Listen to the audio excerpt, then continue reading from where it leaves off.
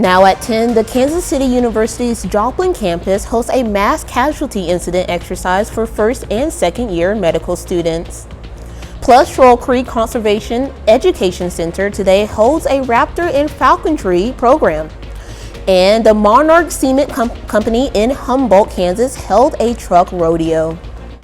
The 4 states' most watched news starts now. Kansas City University's Joplin campus is giving students real-life experience. This is KOAM News at 10. I'm Amber Jenkins. The Medical Corps Club hosts mass casualty incident simulation exercise. The first-year medical students are acting as if a natural disaster occurred, as second-year students treat and find all of the 25 patients. So I think it's important for us medical students to have these kind of breakaway situations where we get to employ the knowledge that we're learning, but also have fun with it. So obviously we're kind of trying to induce a stressful situation, but also at the end of the day, it's for fun and just to expose them to a situation that they might run into. This is the second year KCU Medical in Joplin has put on this event. Shoal Creek Conservation Education Center today held a raptor and falconry program. The program was led by Master Falconer Megan Duffrey Yates. Community members had the chance to see live birds and learn about the history of falconry and the importance of raptor conservation. Being out in the field with a falconer is good. The birds aren't going to harm them at all. It allows them a chance to see the bird up close. They don't have to touch it. The birds won't touch them. But then they can also see the bird work and kind of understand, you know, birds are here for a purpose and they're not going to hurt them. So the event was held today from 1 p.m. to 2 p.m. The Monarch Cement Company in Humboldt, Kansas held a truck rodeo today. The rodeo holds a competition to determine what 2 drivers will advance onto nationals in Nashville. The competition includes a driver obstacle course, a written test, and a truck inspection station. Each station represents a real-life situation they would encounter while navigating routes to the job site. They practice throughout the year on the different parts, on the driving test, on the test, the written knowledge test, truck inspections. So, you know, it's kind of fostered some good in-house friendly competition. So every year our competitors get better and better. Colors swept across Pittsburgh State University today for their Holi Festival. KOAM Carrie Worton was there with more on this story.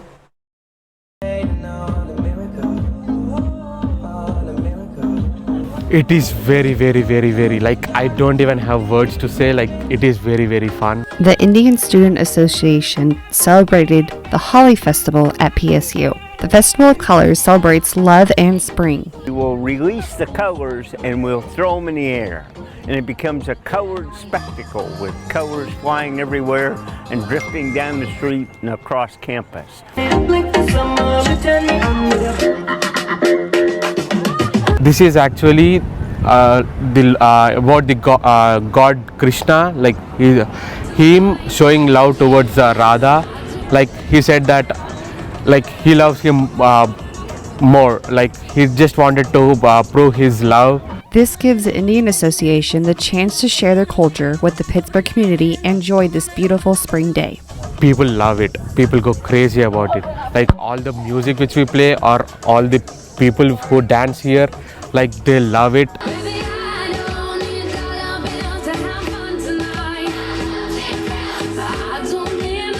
We are far from our families, but here in Pitt State, when we are with our friends or the family members, which we feel like, they make us like feel near to home even if we are far.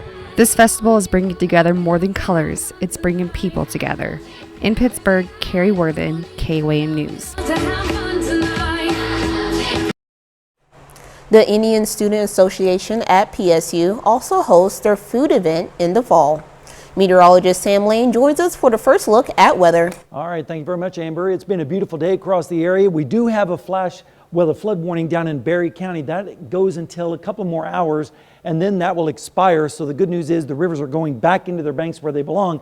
We do have a few showers, though, moving into the western portion of our area right now. Let's zoom in on some of the heaviest activity just to the south and west of Chanute, moving up towards Buffalo right now, moving through Fredonia, as well as Verdigris, and that is about it. We don't really expect a whole lot of rain tonight with those showers. You can see the only creek that is still out of its banks is the one over near Jenkins, Flat Creek, but it is also dropping. It was almost near a record once it was cresting. We're looking at showers for tomorrow, mostly fair on Monday. Wednesday will be windy, but then more storms on Thursday, and I'll tell you all about that when we come back in just a bit. The Fed raised interest rates again this week, the 9th time since March.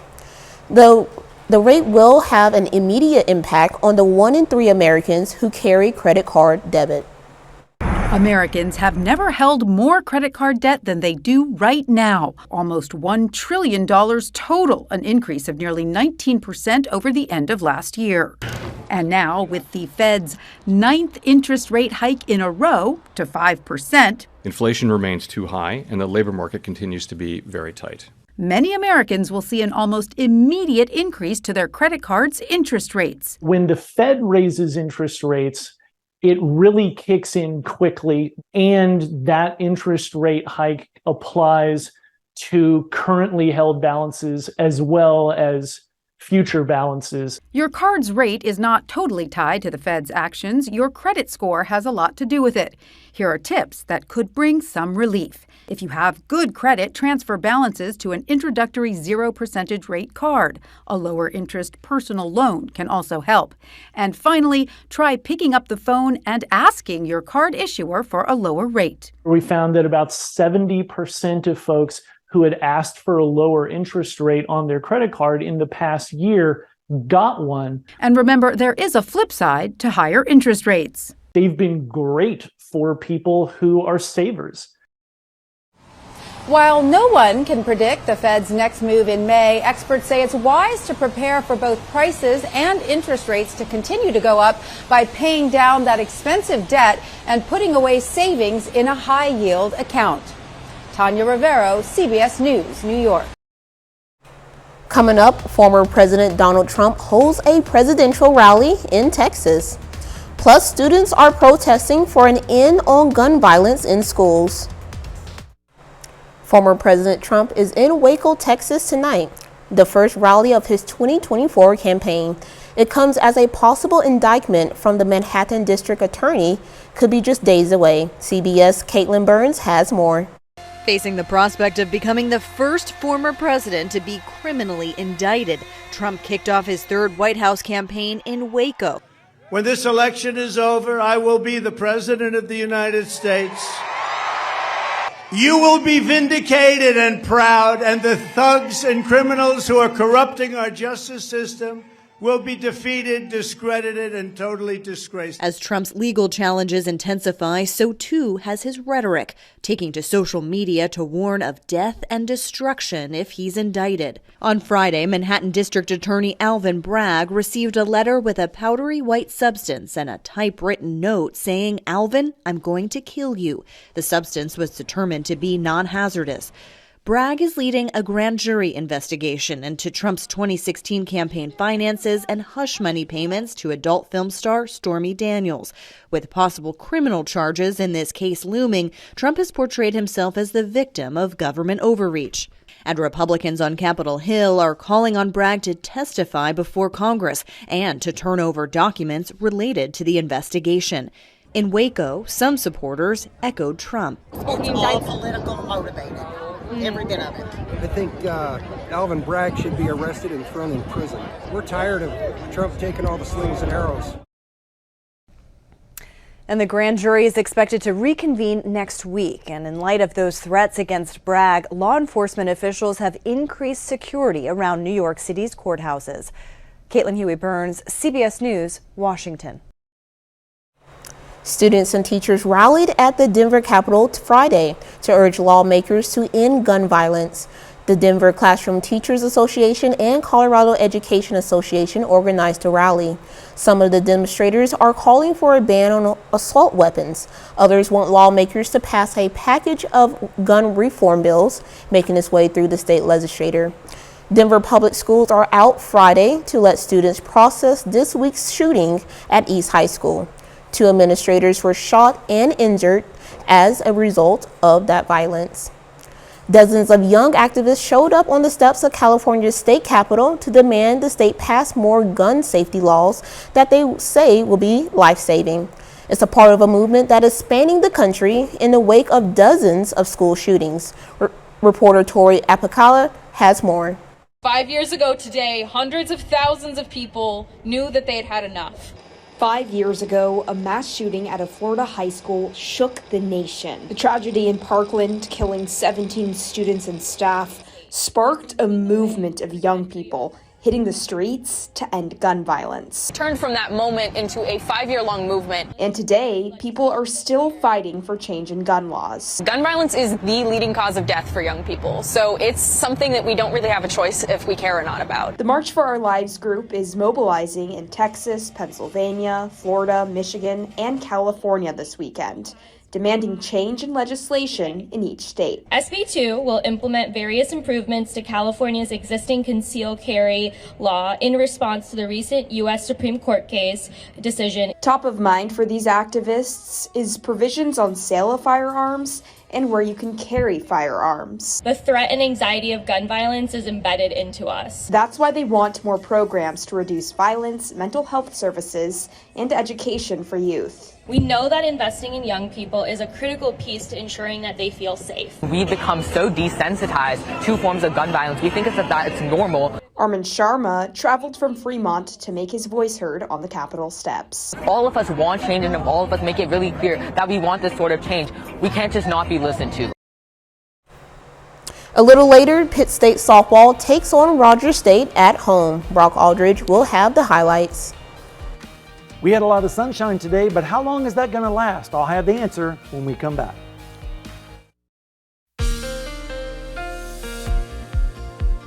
We have started off the weekend right with lots of sunshine and mild temperatures, but now we have some showers moving in to the area. But first, let's take a look and see what's been going on down in Seneca, Missouri today. As we start the video in motion, you can see the clouds were there this morning, but as the afternoon progressed, the sun came out and it turned out to be a really nice day. Then we started to see some clouds starting to roll in from the west as we head into the evening hours, and that's in association with the next storm system that's starting to make its way into our area. If you're suffering from allergies like myself, it looks like it was pretty bad today, 9.3 out of 12. Tomorrow's going to be a little bit worse at 10.4, but of course it is that time of year when everything is starting to bloom. Right now, we had a high of 61 today after starting out at 40, which was the normal low, a little bit below on the normal high, but it was pretty close to average, and we are ahead on our rainfall because of all the rain that we have had recently. Right now on radar, you can see some showers up near Fredonia and Chanute extending down towards Independence and South Coffeyville. Let's take a look at the drought index because it is still very dry in southeastern Kansas. Southwestern Missouri, they're getting all the rainfall, but not in southeastern Kansas where they desperately need it. So hopefully these showers in that area tonight is helping out a little bit. Temperatures right now are in the 40s and 50s, 50 in Fort Scott, 49 in Nevada, 52 in Miami with light variable winds. And we're about 3 to 5 degrees warmer tonight than we were 24 hours ago. So at least we're on the positive side. Dew points are increasing right now, generally in the 40s, but it's still not too muggy out there. You'd call it pleasant. Right now in Joplin, we're sitting at 48 degrees. It feels like 46. East wind at 5 and the humidity at 77%. In Pittsburgh, you can see the flag flying there with a calm wind right now at the airport, but it's breezing out of the south here at the station. 47 degrees is the current temperature and the humidity at 80%. Severe weather, not going to be a problem. It is going to be a problem down in southern Mississippi and Louisiana and Alabama yet again tomorrow, so those poor folks are going to have to deal with that, but we have no risk of that in our area. We're instead going to see showers increasing as we head through the evening hours tomorrow. In fact, we're expecting around 1/10, maybe 2/10 of an inch of rain with some of those showers, but heavier amounts down to the south, but not anywhere near those inches that we had a few days ago. Temperatures tonight are going to drop into the 30s and 40s across the area. Then as we go through the day tomorrow, partly to mostly cloudy skies with temperatures in the 50s for highs. And then as we go through the evening, you can see the showers developing, but then rapidly moving away. And we'll see temperatures in the 20s up to the north and west, 30s elsewhere with northeasterly winds. And then Monday afternoon, partly cloudy skies with highs in the 40s up to the north and west, 50s elsewhere. And then as we go into Tuesday morning, another front drops down from the north and west, cooling things down into the 30s across the area with northwesterly winds. How about the next 7 days? Well, showers tomorrow, Drier on Monday, Tuesday, Wednesday, and then more storms on Thursday. Some of those could be strong or severe, so definitely download the KOAM app if you haven't done so already. And then next weekend looks drier, and then more storms on Monday. Nice. Thank you, Sam. Don't forget, you can be the first to know about the day's weather on the KOAM Skywatch weather app. Get severe updates sent straight to your phone, free of charge. It's available in the Apple App Store and the Google Play Store. The KOAM Skywatch weather app. Rolling Fork, Mississippi, a community in the central part of the state, has been leveled by a massive tornado that struck on Friday night. The twister left at least 24 people dead, 23 in Mississippi and 1 in Alabama. Dozens of others were injured. Rolling Fork was leveled after taking a direct hit from the storm. The tornado blew out windows, reduced homes to splinters, and left people and animals trapped in the debris. The National Weather Service says the widespread area in the south may be hit with another round of severe weather on Sunday. Still ahead, Missouri Southern baseball stays hot, trying to clinch their series against Emporia State. And Pitt State softball team has a clutch performance. We'll see those highlights up next.